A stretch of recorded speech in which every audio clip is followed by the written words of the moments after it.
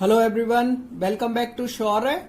और आज मैं आपके लिए लेकर आया हूं class 10th chapter number 10 light reflection and refraction से activity number 10.9। It is on page number 172। ठीक है, I have mentioned all this here. तो इस एक्टिविटी में आपको बोला गया है, first of all activity number 10.9 में it has been asked you to draw a thick straight line. आपसे बोला गया है कि एक थिक स्ट्रेट लाइन ड्रॉ करिए। ओके, तो लेट्स से मैंने ये वाली लाइन ड्रॉ कर ली। Okay, this line I have been drawn. और इस पर आपको क्या करना है, ग्लास स्लैब को पुट करना है। ये जो लाइन मैंने ड्रॉ की है, ये आप देख सकते हो। इस पर ग्लास स्लैब को इस तरीके से पुट करना है कि आधा पार्ट इस लाइन का इस ग्लास स्लैब से बाहर रहे और आधा पार्ट इसके अंदर रहे। Then you can see here that this line is perfectly straight. When I have drawn this, then it is quite straight. But now when I will put this glass slab and look sidewise, पहले इसको glass slab को put कर देते हैं। अब इस activity में बोला गया है कि हमें साइड से देखना है इसका व्यू, इस लाइन का व्यू क्या देखना है, साइड से। तो लेट्स सी के साइड से देखने पर ये कैसा व्यू दिखता है हमको। ओके, तो ये देखिए, साइड से देखने पर ये जो लाइट रे है, इसमें पूछा गया एक्टिविटी में, क्या ये लाइट रे बेंड दिखती है? सो इट लाइट रे, और we can say this straight line seems to be bend at this point. यानी कि ये जो एजेस हैं यहां पर, ये जो लाइन है स्ट्रेट लाइन, ये बेंड दिखती है हमको, दिख रही है आपको?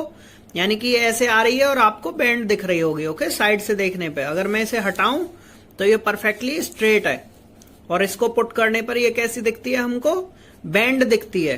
तो we will write in this activity, yes light ray seems to be appears to be bend और straight line appears to be bend when seen from sides. अब हम अदर साइड से देखते हैं, अदर साइड से देखने पे कैसे दिखती है। देखिए, ये देखिए, दूसरे साइड से देखने पर भी ये आपको बेंड दिखाई देगी। It means this straight line shows a change in its path. Okay, अगर मैं इस ग्लास स्लैब को हटा देता हूं तो ये बिल्कुल स्ट्रेट है, और ग्लास स्लैब को रखे जाने पर ये क्या शो करती है, स्ट्रेट लाइन बेंडिंग शो करती है at the edges of this glass slab when seen from the sides.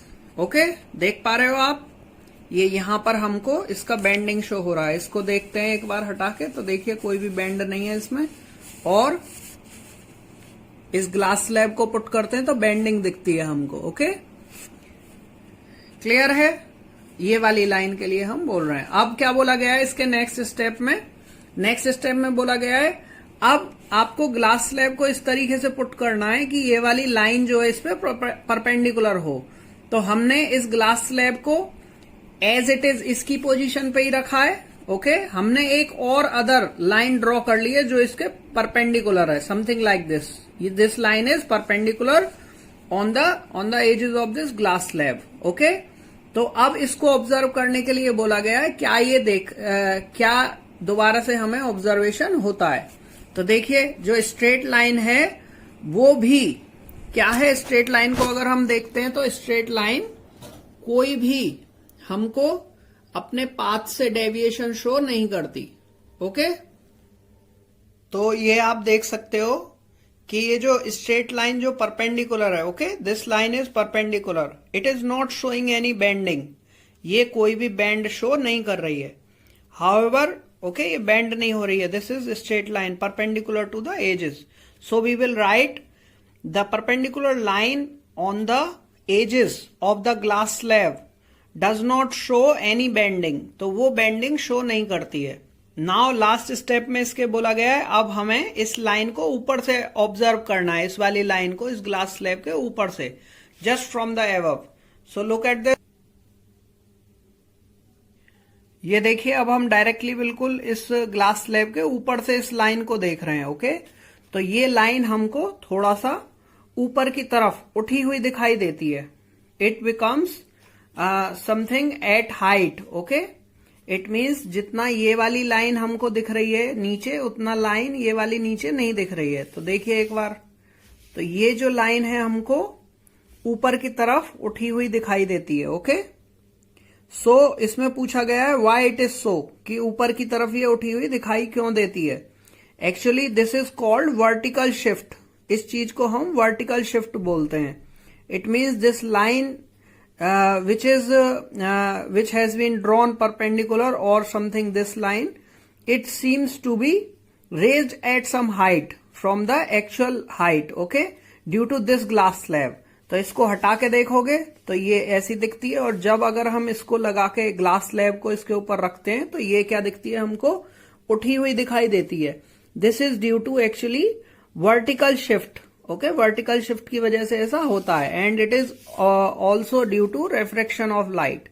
तो ये भी रिफ्रैक्शन ऑफ लाइट की वजह से ही है. तो this is how this activity will take place. Finally you can see that this light ray, this line seems to be raised.